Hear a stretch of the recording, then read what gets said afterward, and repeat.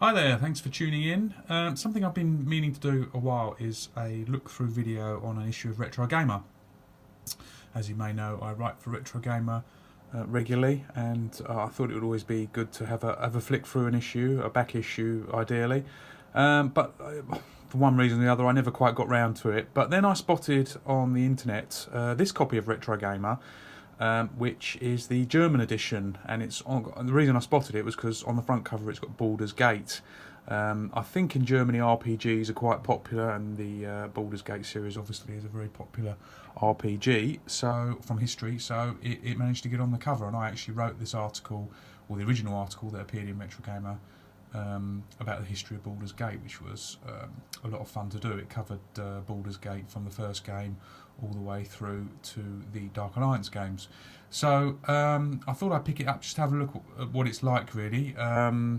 As you may or may not know, Retro Gamer is licensed out to some countries, so although in Germany you can have a subscription and subscribe to the English language version, which is published by Future, I believe that several companies in different countries, they license the content or some of the content from Retro Gamer and then reproduce it mixed in with localised content written by their own writers.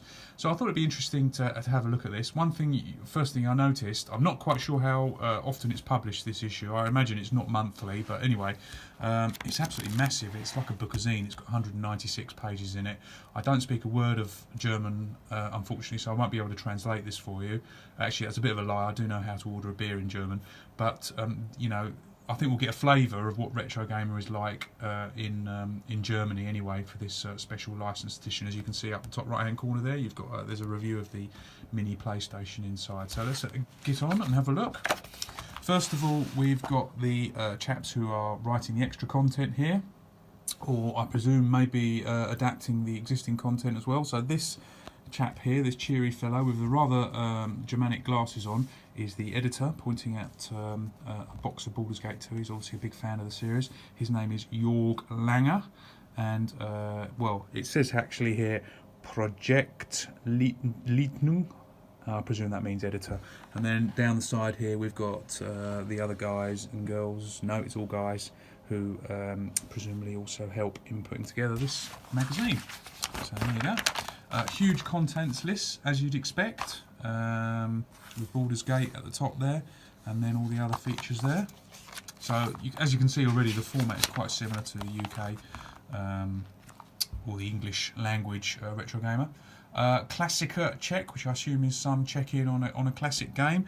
Can't remember if this actually appeared in Retro Gamer or not, but I think when you basically see one of these chaps here, that means it's been written by them, so maybe not Mad TV. The Eidolon, the making of, which did appear in Retro Gamer, so I assume that this is translated from the English language into German by one of those chaps that we just saw. So making of the Eidolon. And then this is a real big issue, obviously, for RPG fans, because you've got not only Baldur's Gate in a moment, you've also got this history of Fallout, which appeared in Retro Gamer and actually got on the cover as well. Really nice cover for Retro Gamer. So I think the breakdown and the way the articles appear is pretty similar to how it is in the original. TV Sports Football, written by someone else. Yes, I'll look at that. And yeah, now we get onto the cover story, which is the history of Baldur's Gate. So these photos, like these ones here, are the images that I submitted to the original Retro Gamer magazine for the article. And yeah, they've pretty much got a character sort of thing there as well, which I wrote. I don't know how accurate is the translation, but obviously they will do a good job in doing that. And then there is, by this chap, he's written a little bit about Baldur's Gate edition as well. Making of Stormlord. So absolutely loads of features. I don't know how much this is costing this, but does it say on the front cover? €12.90. So what's that? About 10 quid. So yeah, that's the same price as like the bookazines. Seems pretty good value for the amount of content you get in here. Another Klassiker check. 40 years of SNK. I remember that appearing. I think that was another cover for Retro Gamer. Some adverts here. Worldwide distribution in Germany. Looks like they're selling a load of retro stuff there. So lots more on SNK, history of SNK, the making of Skydiver. So obviously all this content will be tailored for the German market. So it will be stuff that they've handpicked from Retro Gamer and decided that gamers in Germany will be most interested in. This is a big article on the PlayStation, which was another cover. So a lot of cover features here. Although ironically the one that is on the cover wasn't on the cover for the original Retro Gamer. And then the review of the PlayStation Classic to round that up.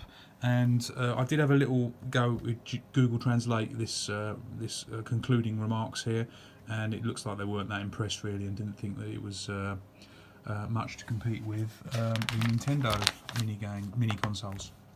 The Demo 1 CD, making of that, I remember that appearing, that was quite fun. More RPG stuff, this chap Mick Schnell, isn't that German for quick? Anyway, he's writing about Ultima 5. Another one of my original features been adapted here. It's the the Ultimate Guide to 1943, the Battle of Midway. So there's plenty on that. The Germans on the losing side there, but anyway, we'll brush on a bit. Team 17 archives. Lots on Team 17. A little bit about Uridium by Michael Hengst. Obviously a perennial favourite all over the world, that.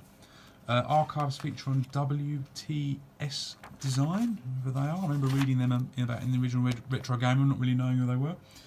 Die Kunstleitbildschirms. Right, never heard of this one. Don't remember this one appearing in Retro Gamer either, but it may well have slipped me by. God, I don't even know what that game is. Simon Phipps there, so I assume that this is, I'll have to translate that, but I assume that's some sort of core design game, is it? Don't know. 16-bit era, I was playing on Mega Drive then, that's going to be my excuse. Although someone will no doubt point out it came on the Mega Drive as well. This is a Mega Drive game, which is a huge favourite of mine, Gynog, wherever you pronounce it. Which is a really, really nice little shooter. I got it with my my first Mega Drive, and spent a lot of time playing Gynog. Nice little game, that. Warcraft, it's 25 years, I think, since Warcraft came out. Bloody hell. And here, Michael Hengst writes a little bit about Warcraft. With Red Dead Redemption 2 coming out, I remember this in Retro Gamer. It's feature expert guide, Bluffer's Guide, I think we call it, to Western games, so that was a big feature for original Retro Gamer. In the Chair with Mike Montgomery. A piece about Wing Commander 3. I believe the PC is a very popular gaming machine in Germany as well. Here we've got an interview, Desert Island Discs, with Darren Melbourne. I don't know Darren personally, but I've spoken to him a few times. He's one of the guys behind Antstream, so he's quite big organising that at the moment. No doubt keeps him occupied. That's all about his career in games. The Unconverted, or as it's known in Germany, Die Unkonvertien. Pronouncing that completely wrong.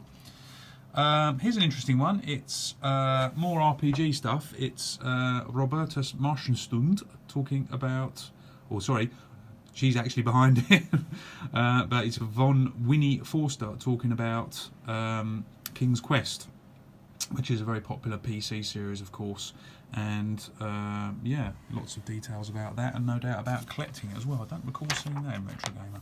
Feature on the Game Boy Color, which I remember reading, was quite fun.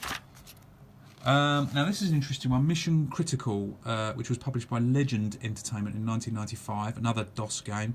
So PC games proving really popular in this German edition of Retro Gamer, and I did a feature on Legend for Retro Gamer a few months ago, and I got to play Mission Critical for the first time, and I thought it was really fun little sci-fi point and click game. As you can see there, it's got a real sort of Blade Runner-esque look to it. Really enjoyed playing that a lot, so it would be good actually to get a making of into Retro Gamer on that one.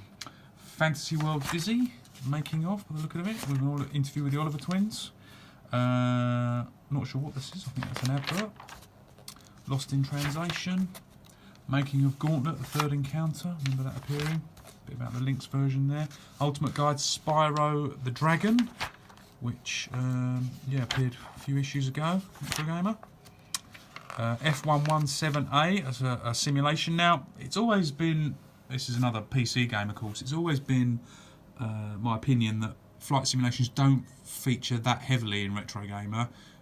I suppose you could call it a niche genre, but I don't think really that should prevent it from appearing that often. So it's interesting to see a bit of love for flight simulation here from Mick Schnell. Mick Quick. Is that really Mick Quick? I don't think it is it? Subscription offer. A report on Arcade Club, which I must admit I found a bit surprising that it was included, because obviously Arcade Club's in Bury, near Manchester. So I shouldn't imagine there's too many people in Germany going to be paying it a visit, but you never know, I guess. Interesting nonetheless. Another flight simulation, A10 Tank Killer. This time it's Michael Hinkst talking about this one. So as you can tell, they do love their PC games. A sole license to Thriller, The Never-Ending Story. Making of Trespasser. So a real like hodgepodge, but definitely a bent towards the 16, 32 and 64-bit era and PC gaming, and as you might expect, not a lot of specky stuff here. The making of The Count, in the chair with, or as it says here, off dem sofa mit. So I guess that means on the sofa with David Mullich. And then right at the end we've got a brief homebrew section. I'm not sure whether these games appeared in Retro Gamer or not. I think they probably did. I remember seeing that one because I quite like the Mojon twins, so I guess that's similar as well. And then finally we've got Retro Feed, which is the letters page, and obviously you've got a few letters there from German readers of Retro Gamer. Looks like they're reacting to previous issues and so on, as usual. And we've got a winner there. It looks like someone's won the Fallout Power Armor. Wow, lucky guy if he has. And there you go at the back. We've got the credits for this magazine, gamersglobal.de, in association with Future. So not quite sure how that works, but anyway, it's obviously a different version to the UK one. So there you go. There's Retro Gamer Germany edition, or German edition, with Baldur's Gate proudly on the cover. Thanks for watching, and I'll post another video soon. Cheers. Bye.